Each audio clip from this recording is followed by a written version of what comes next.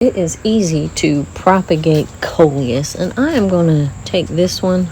I think it is overgrown its pot, and I want to make a new Coleus plant. So what I want to do is I want to at least get, let's see, 2 nodes, and I'll show you after I clip it. I think I'm going to clip it right there.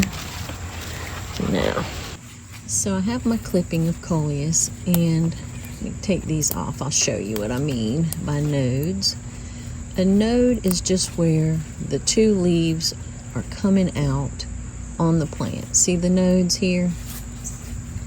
There's a good shot of it. 2 nodes, because that's where your roots are coming from. So you want to at least have 1, 2, I have 3 on this one, but at least 2 on your stem.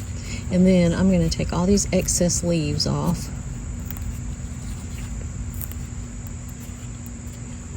And I might take these big ones off too, these taller ones, and then just take some clean water in a jar and you can put it in there. Make sure that at least 1 or 2 nodes is down in that water. Leave it, just leave that for a week to 2 weeks, and after a week or 2 weeks you will have roots.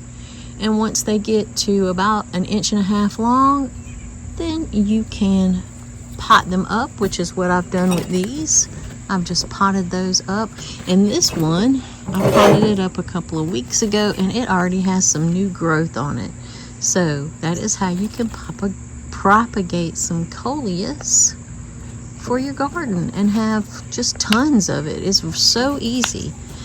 Now, you do want to change your water out every other day or every day, however you want to do it. Keep your water clean. Make sure no leaves are in your water, because they will start to rot and they will make your cutting rot, and you don't want that to happen. So there you go. I hope that helps y'all out. Save you some money.